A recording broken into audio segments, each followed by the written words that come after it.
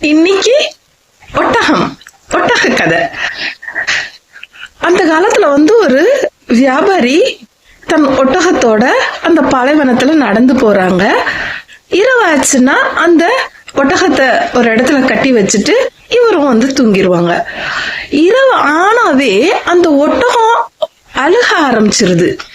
அப்படி அழுகுது. எவ்வளவுதான் அந்த வியாபாரி அத சமாதானப்படுத்தினாலும், எவ்வளவுதான் மிரட்டினாலும் அது வாயவே மூடுறதுல அழுது அவ்வளவு அழுகுது. ஒரு நாள்ல 2 நாள்ல எப்பவுமே இப்படி அழுகுது. அந்த வியாபாரிக்கு என்ன செய்யணும்னே தெரியல. அப்போ மூசா அலைஹிஸ்ஸலாம் அவங்க கிட்ட போறாங்க.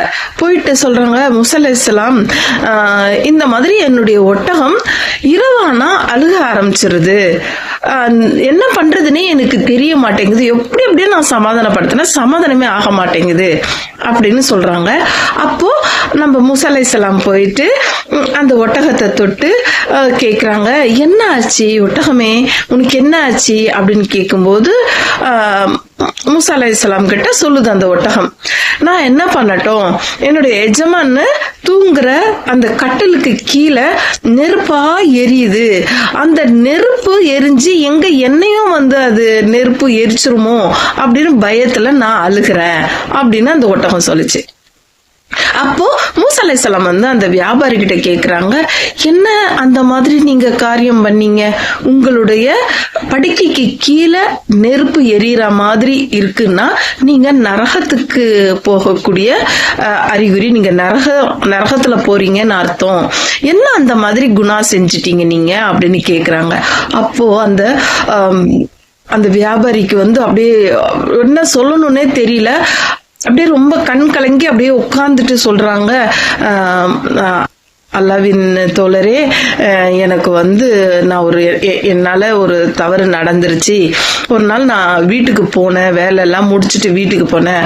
அப்போ என் மனைவி ரொம்ப சத்தம் போட்டுக்கிட்டு இருந்தாங்க, இனிமேல் ஒரு நிமிஷமும் உங்க அம்மா கூட நான் இருக்க மாட்டேன், ஒண்ணு நான் இருக்கணும் இல்ல உங்க அம்மா இருக்கணும் அப்படிங்கிற மாதிரி அவங்க சத்தம் போட்டாங்க. நானே வியாபாரத்துல ரொம்ப டென்ஷனா போனேன்.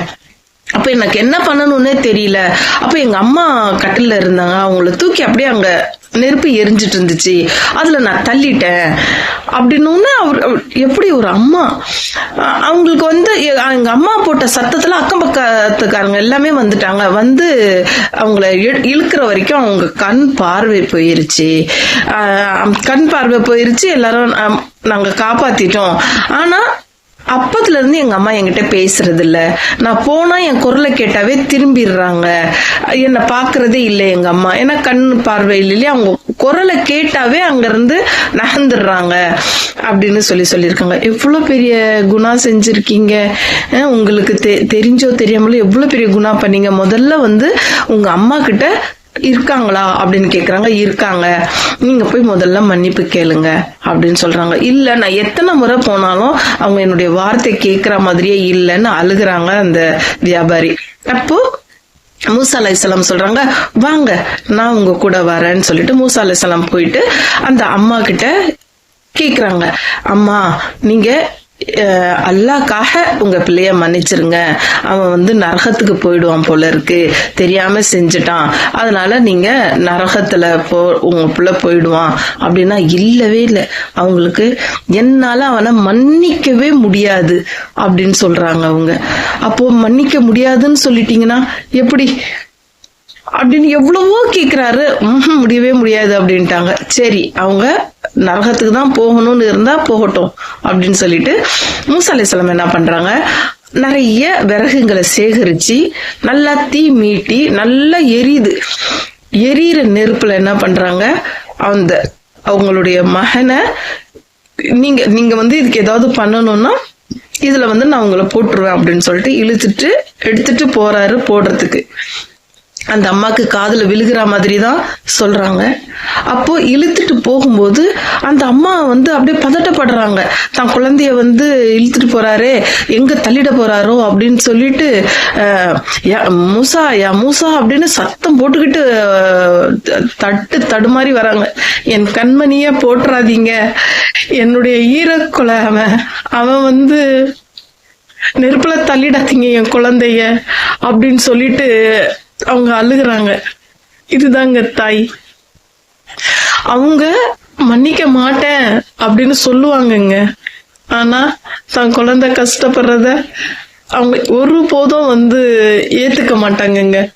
உடனே அவங்க போயிட்டு அவங்க அம்மா காலில் விழுந்து மன்னிப்பு கேட்டுட்டு, அம்மா நான் தப்பு பண்ணிட்டேன்னு சொல்றாங்க. என்னதான் இருந்தாலும் அவங்களுக்கு 2 கண்ணு போயிருச்சு. ஆனா வாய் தான் சொல்லுதுங்க வேண்டான்னு. அந்த எந்த குழந்தையும் எந்த தாயும் கெட்டு போகணும்னு நினைக்க மாட்டாங்க. ஒரு தாய் உங்களுக்கு பாரமா தெரிஞ்சாங்க அப்படின்னா நீங்க அவங்களுக்கு சொல்லி புரிய வைங்க. இதுக்கு மேல நான் என்ன சொல்றதுன்னு தெரியல. ஸ்டோரி பிடிச்சு இருந்துச்சு அப்படின்னா தயவு செய்து எந்த பிள்ளையாக இருந்தாலும் உங்க அம்மா கிட்ட கோச்சுக்கிட்டு இருந்தீங்கன்னா, உங்க அம்மா உங்க மேல கோபமா இருந்தாங்கன்னா அவங்க மன்னிக்க மாட்டாங்க அப்படின்னு சொல்லிட்டு இருக்காதீங்க. போய் மன்னிப்பு கேளுங்க. மன்னிக்க கூடியவள் தான் தாய். சரிங்களா? அல்லாஹ்கிட்டயும் மன்னிப்பு கேளுங்க. உங்க தாய விட்டுறாதீங்கப்பா. தங்கங்களா செல்வங்களா நான் சொல்றேன்ட்டு தப்பாவும் எடுத்துக்காதீங்க. யாராவது ஒருத்தங்க, ஆமா அத்தம்மா எங்க அம்மா கிட்ட நான் சாரி கேட்டுட்டேன்னு சொல்லி கமெண்ட் போடுங்க. அல்லாஹ் ஹாஃபிஸ். இன்னொரு கதையோட வரேன்.